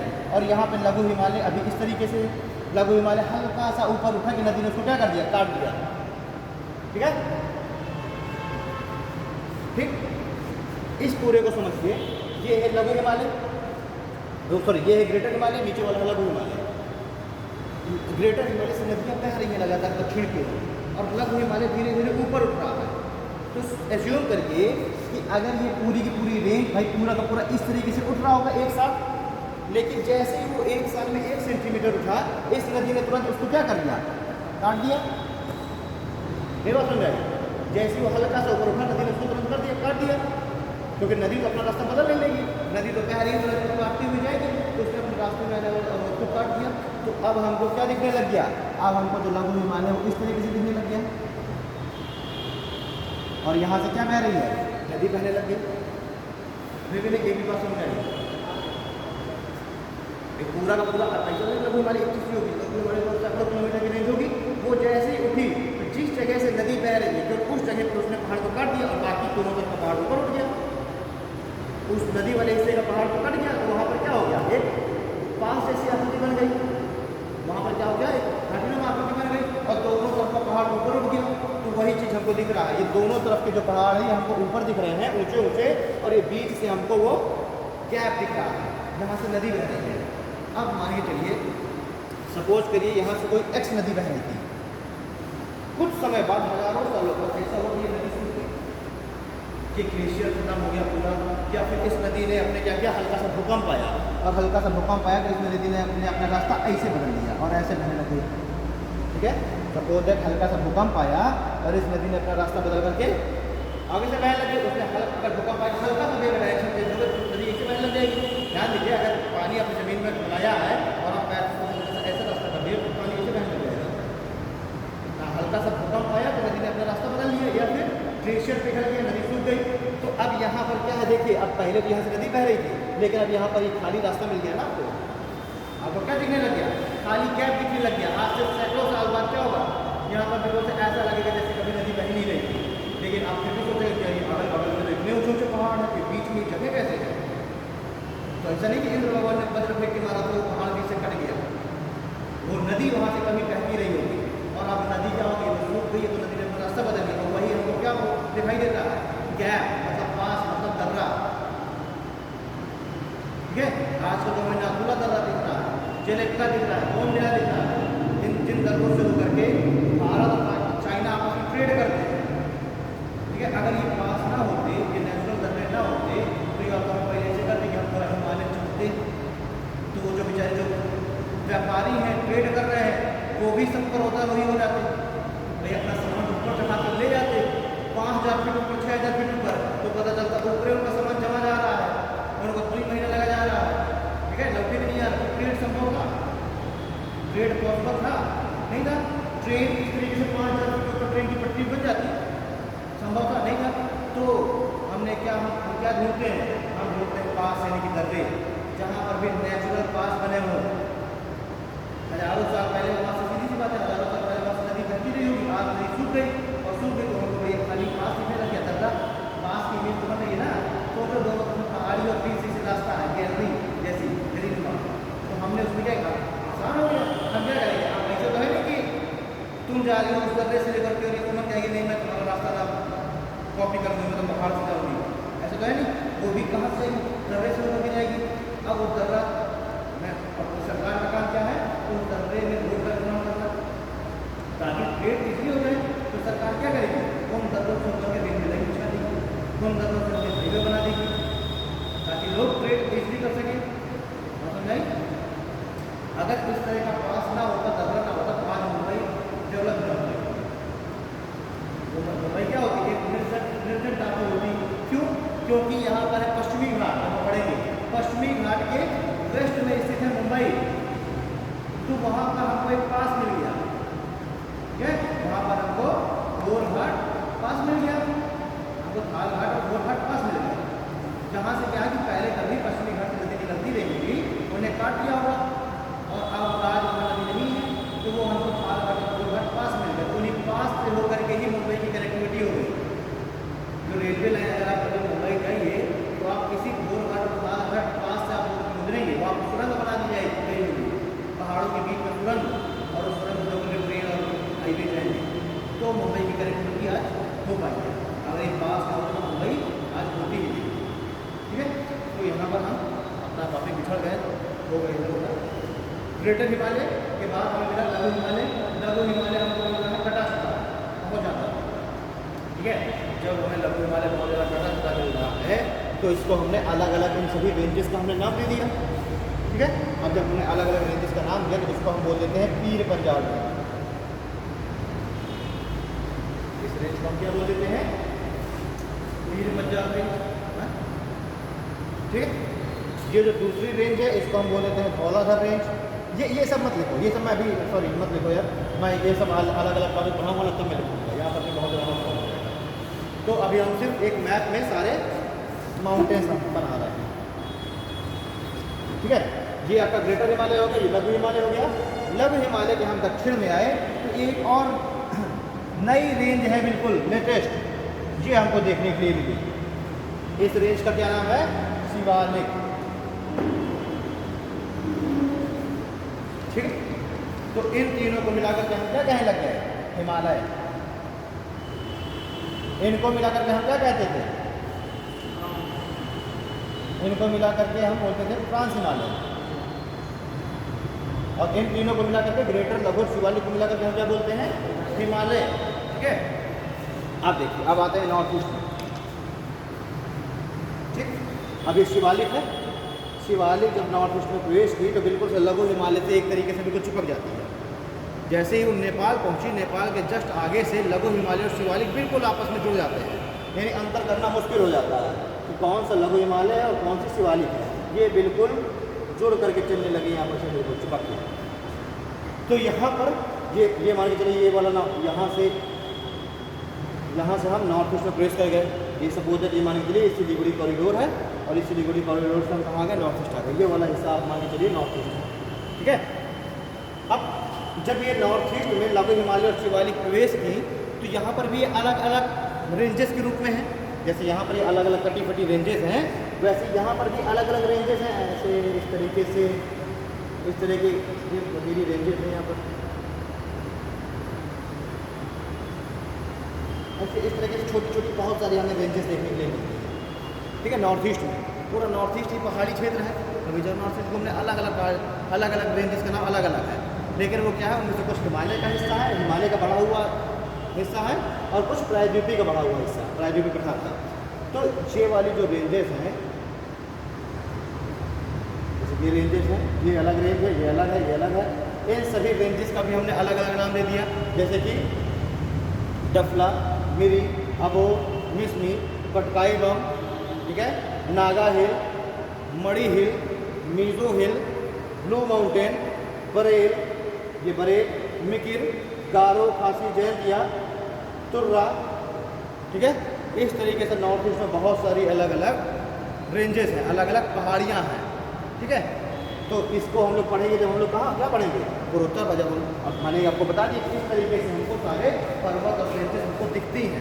अब हम इनके बारे में सबके बारे में अलग अलग हम सेपरेटली सबको पढ़ेंगे, ठीक है। अभी तो मैंने एक मैप में आपको बता दिया किस तरीके से मोunटेन रेंजेस हैं, अब हम सबको क्या पढ़ेंगे सेपरेटली पढ़ेंगे। तो असल में किस तरीके से नॉर्थ से लेकर साउथ तक रेंजेस फैली हुई हैं, ठीक है। किस तरीके से नॉर्थ ईस्ट में पहाड़ियाँ बहुत सारी फैली हुई हैं, ये हमने एक बार देख लिया।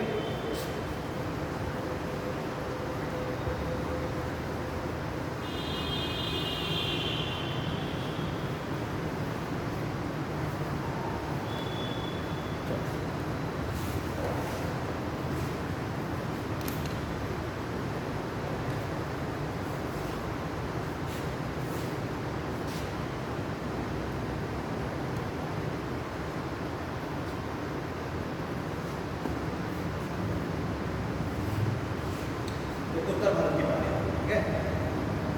अब अगर हम ऐसा करते हैं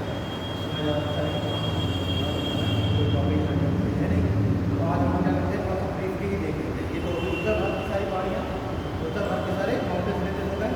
अब हम देखें दक्षिण भारत के प्राकृतिक प्रधान, या फिर हम दूसरे शब्द में कहते हैं दक्षिण भारत की पर्वतीय क्षेत्र। ये तो होगा उत्तर भारत के पर्वतीय क्षेत्र। अब हम देखते हैं दक्षिण भारत के पर्वतीय क्षेत्र, या उसी को हम कह सकते हैं दक्षिण भारत का प्राकृतिक पठार, ठीक है।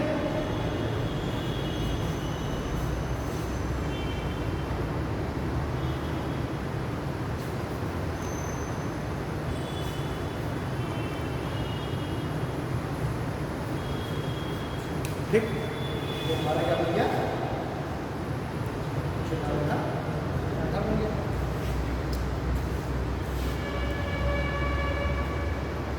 अब जब हम इसमें पढ़ेंगे दक्षिण भारत के प्राकृतिक पठार, तो इसमें भी हम अलग अलग रेंजेस को पढ़ेंगे, ठीक है। देखिए उत्तर में हमारा हिमालय के पर्वतीय क्षेत्र थे, फिर बीच में हमारा इस वाले हिस्से में हमारा आ गया उत्तर भारत का विशाल मैदान। यहाँ पर हमारी क्या है माउंटेन्स हैं। ये हो गया उत्तर भारत का विशाल मैदान, जिसमें से क्या है ब्रह्मपुत्र का मैदान, गंगा का मैदान, सिंधु का मैदान। उसके नीचे हम आएंगे तो हम क्या पढ़ेंगे प्रायद्वीपीय पठार। जब हम प्रायद्वीपीय पठार पढ़ेंगे तो हमारा प्रायद्वीपीय पठार हमें इस तरीके से दिखाई देता है।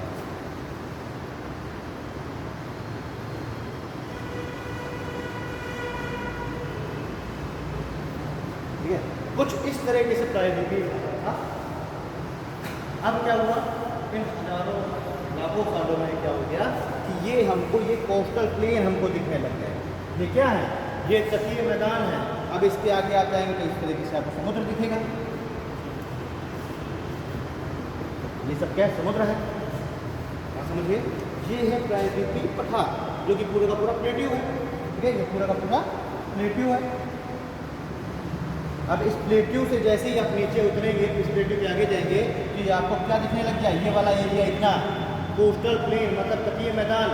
और इस तटीय मैदान को ही जैसे ही आप क्रॉस करके आगे बढ़े तो आपको क्या मिल गया, समुद्र मिल गया, ठीक है। तो ये समझिए कि हजारों लाखों सालों में समुद्र बार बार लेकर आ रहा था।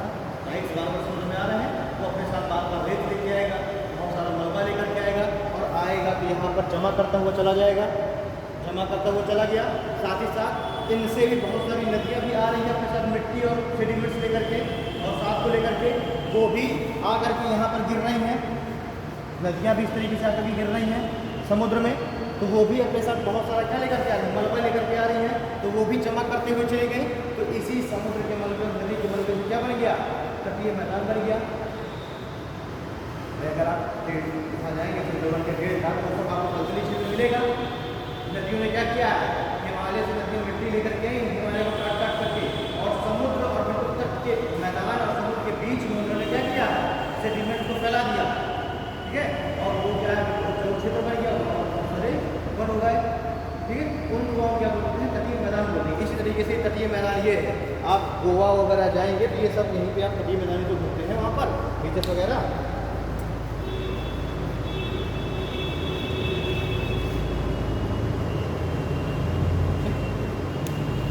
अब जब हम लोग पढ़ेंगे प्रायद्वीपीय पठार तो इसमें हम लोग क्या करेंगे, प्रायद्वीपीय पठार एक ऐसे बिल्कुल से पैर की तरह दिखता है जिसकी 2 सीगे हैं। चलो आप चले बैल एक सींग ये, एक सींग वो, दो सींगे दिख रही हैं। इसको देखो, चेहरा जैसे नहीं लग रहा बैल जैसा, बीचों बीच गौर से देखो इसको, देखो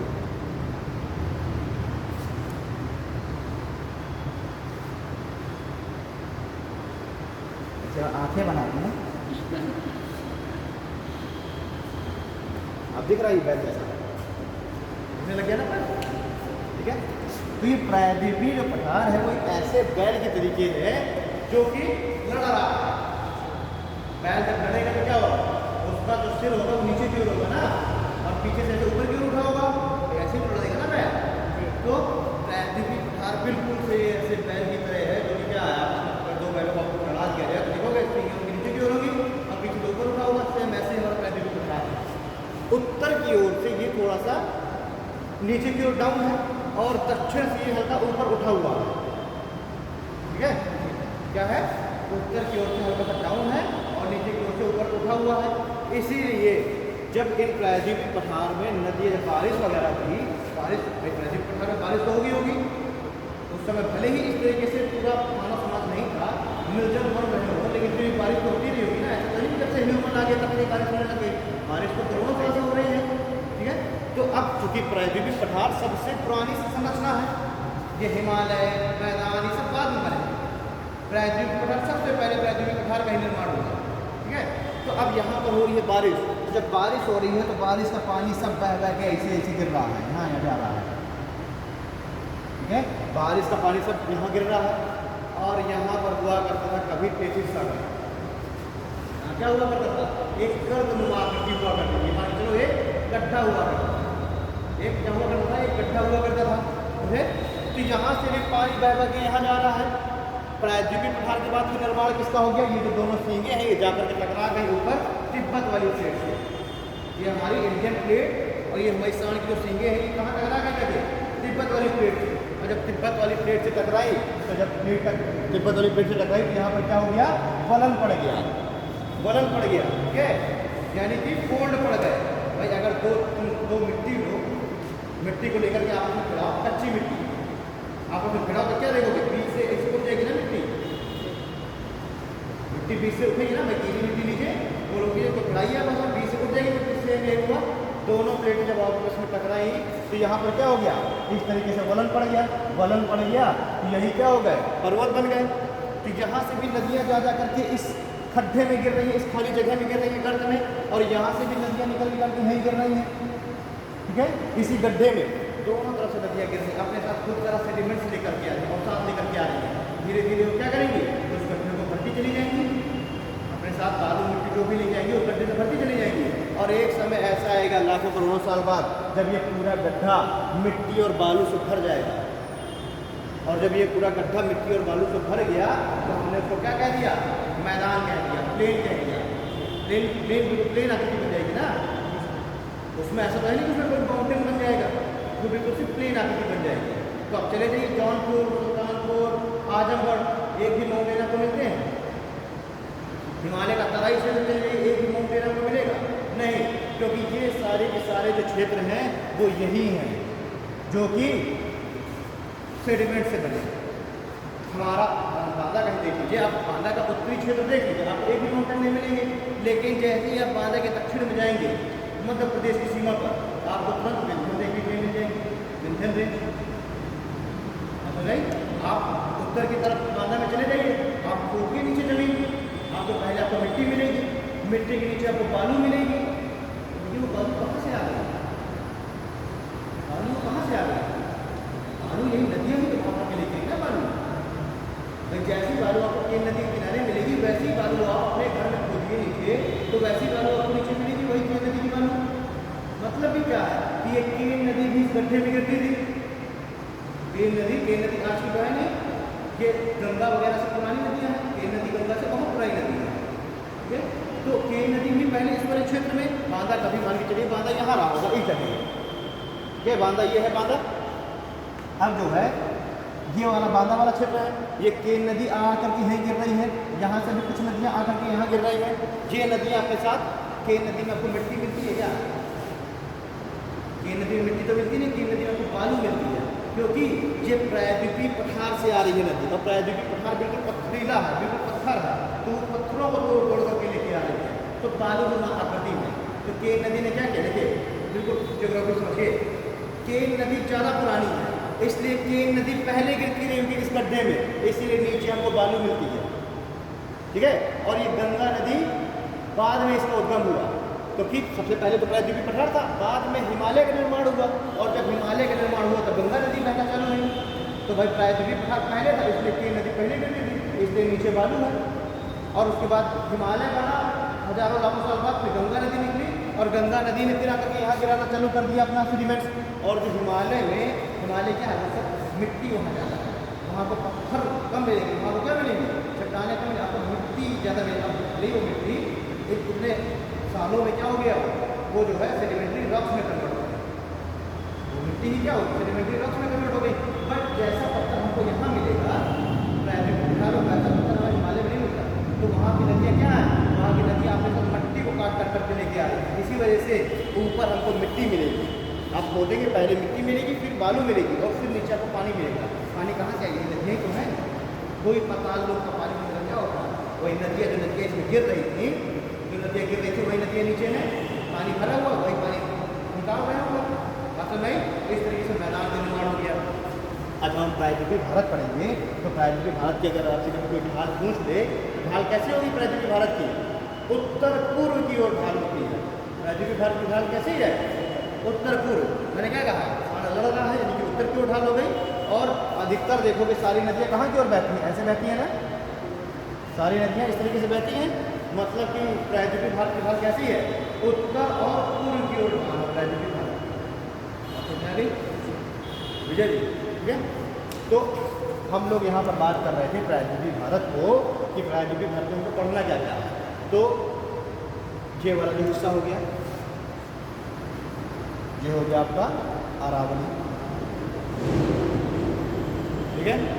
इसमें आपको दक्षिण भारत में कौन कौन से पर्वत पढ़ने हैं,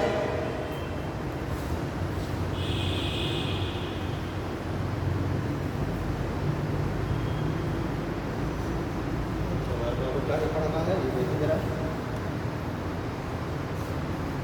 इसमें पढ़ना है हमको अरावली, जो कि गुजरात के हिम्मतनगर से स्टार्ट होगा, कहाँ से जाता है, दिल्ली होते, मतलब राजस्थान होते हुए दिल्ली के चेन्नई तक, गुजरात के हिम्मतनगर से स्टार्ट होगा, और फिर अलवर वगैरह से होते हुए माउंट आबू, राजस्थान होते हुए पूरा रायसीना हिल उसी का हिस्सा हो गया, जिसका राष्ट्रपति भवन स्थित है, और जाएगा चेन्नई के पास, ठीक है।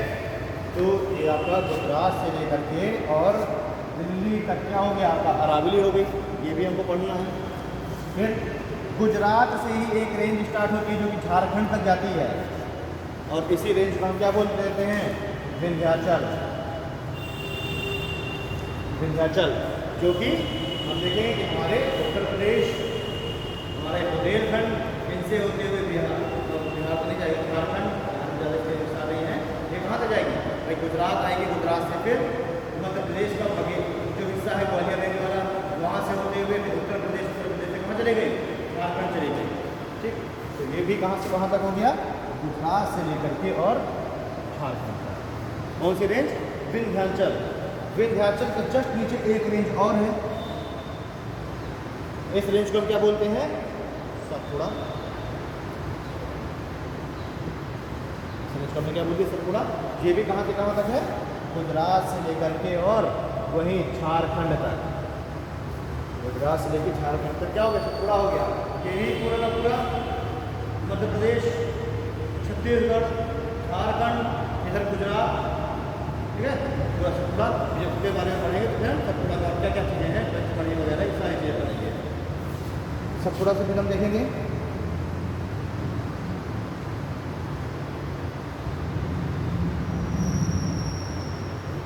एक रेंज इस तरीके से जाती है,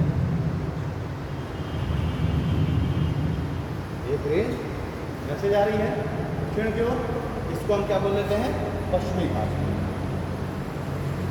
क्या बोल दिए, पश्चिमी घाट। इसका विस्तार भी अगर आप देखेंगे तो वही गुजरात से ही मान के चलिए, गुजरात से ही लेकर के और तमिलनाडु तक है, गुजरात से शुरू हो रही है, फिर महाराष्ट्र, महाराष्ट्र से गोवा, गोवा से कर्नाटक, कर्नाटक से केरला, केरला से तमिलनाडु। ठीक है, एक रेंज ऐसे आ रही है। इस रेंज को हम क्या बोल देते हैं? पूर्वी घाट। इसको हमने बोला पश्चिमी घाट, इसको बोला पूर्वी घाट। ये कहाँ से स्टार्ट हो रही है? तो ये आपका ओडिशा से, ओडिशा से स्टार्ट हुआ। ओडिशा से कहाँ आया? आंध्र प्रदेश, आंध्र प्रदेश से कहाँ? तेलंगाना, और तेलंगाना से फिर तमिलनाडु। ये भी आपका ओडिशा से लेकर के और तमिलनाडु तक आया। ठीक है, अब ध्यान देने योग्य बात यह है कि देखिए यहाँ पे पश्चिमी घाट और पूर्वी घाट दोनों एक दूसरे में क्या कर रही हैं? ओवरलैप कर रही हैं। पश्चिमी घाट और पूर्वी घाट आपस में मिल गई, और जिस जगह पर ये दोनों आपस में मिल गई, ध्यान दीजिए कि एक रेंज ऐसी आ रही है, एक ऐसी आ रही है, दोनों आपस में मिल गए तो एक घाट की आकृति यहाँ भी बन गई ना, बन गई। ये पश्चिमी घाट और पूर्वी घाट जहाँ पर मिली वहाँ पर एक अलग से आकृति बन गई, जहाँ दोनों एक दूसरे में मिल रही है, इतनी बड़ी बड़ी रेंजेस। तो इसको हम क्या बोल देते हैं? इस पूरे क्षेत्र को हम बोल देते हैं नीलगिरी घाट। नीलगिरी घाट यानी नीलगिरी नॉट। ठीक है, नीलगिरी नॉट हो गई, जहाँ पर पश्चिमी घाट और पूर्वी घाट आपस में मिल रहे हैं, क्या हो गया? नीलगिरी नॉट। ठीक है, और ये वाला ये जो क्षेत्र है नीलगिरी नॉट, ये कौन से राज्य में पड़ता है? तमिलनाडु में। ठीक है, तमिलनाडु में पड़ता है, बेंगलुरु से लगभग 50 किलोमीटर। तो यहाँ पर है बेंगलुरु कर्नाटक में, और इससे लगभग 50 किलोमीटर दूर है नीलगिरी नॉट। और इसी नीलगिरी नॉट में ही एक हिल स्टेशन स्थित है जिसका नाम है ऊटी, ऊटक मंडल। ठीक, इसी नीलगिरी घाट में एक प्रसिद्ध हिल स्टेशन स्थित है ऊटी। ठीक है, तो ये हो गया। अब इसमें ये कितनी हमने रेंज देखी? 1 2 3 4 5। इन पांचों रेंजेस का हम इंडिविजुअली अलग अलग स्टडी करेंगे। वहाँ हिमालय की सभी रेंजेस की अलग अलग स्टडी करेंगे, यहाँ इस विभिन्न प्रकार की सभी रेंजेस की अलग अलग स्टडी करेंगे। हम तो 2-3 दिन ये अगर डिस्कस किया जाए पहले चलो है।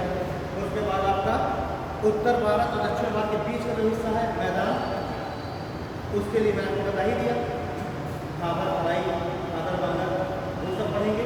और फिर लास्ट में आ जाता है कि हम पढ़ेंगे क्या? ये जो आपका तटीय मैदान है, इस तटीय मैदान को हम पढ़ेंगे। ये यानी कि पश्चिमी घाट और समुद्र, ये पश्चिमी घाट और समुद्र के बीच का जो ये हिस्सा है, इसको हम क्या बोलते हैं? क्या बोल देते हैं? पश्चिमी तटीय मैदान। इसको क्या हम बोल देंगे? Western coastal plain. और ये वाला जो हिस्सा है इसको हम क्या बोल देंगे? Eastern coastal plain. ठीक है, यहीं पर हम प्लेन पढ़ेंगे। यहाँ पर आपका जैसे यहाँ पर आपका आ गया कोंकण तट आ गया, गुजरात और महाराष्ट्र और गोवा, क्या हो गया? कोंकण तट हो गया। यहाँ पर आपका हो गया जो कर्नाटक वाला क्षेत्र है, वहाँ पर हो गया आपका कन्नड़ तट या कनारी तट। ठीक है, फिर ये वाला जो हिस्सा है जो कि केरला में पड़ रहा है, केरला और थोड़ा सा तमिलनाडु, उसको हम क्या बोलेंगे? मालाबार तट बोलेंगे। ये वाला जो कोस्टल प्लेन है तमिलनाडु में, इसको हम क्या बोलेंगे? कोरोमंडल तट बोलेंगे। तमिलनाडु के ऊपर है आंध्र प्रदेश में, आंध्र प्रदेश में कौन सा तट हो जाएगा? उत्तरी सरकार। ठीक है, यहाँ पर कौन सा हो जाएगा? उत्तरी सरकार हो जाएगा। इसके ऊपर है आंध्र प्रदेश के थोड़ा सा ऊपर है आंध्र प्रदेश और उड़ीसा की सीमा पर। यहाँ पर कौन सा तट हो जाएगा? रॉयल सीमा हो जाएगा। ठीक है, रॉयल सीमा हो गया। और ऊपर है पश्चिम बंगाल में, तो उसको हम लोग बंगाल तट बोल देते हैं, या फिर डायमंड तट भी बोल देते हैं। ठीक, तो ये हम लोग कर देखेंगे। अब इसको देखते हैं कल उसको देखेंगे। आज की थोड़ा सा एक इमेज बनी दिमाग में। ठीक है, अभी हम लोगों ने अभी टॉपिक हमारे स्टार्ट हुए हैं।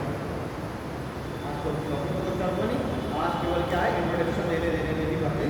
तो फिर बस ये है कि जो हिडन फैक्चुअल पॉइंट वो फैक्चुअल कर गया, कॉन्सेप्चुअल पॉइंट, हिडन जो कॉन्सेप्चुअल पॉइंट है वो हुए। थोड़ा सा इमेज बन गई कि इस तरीके से मैदान का निर्माण हुआ, कैसे हिमालय पर हिमालय का निर्माण कैसे हुआ, तो पूरा एक अलग टॉपिक है।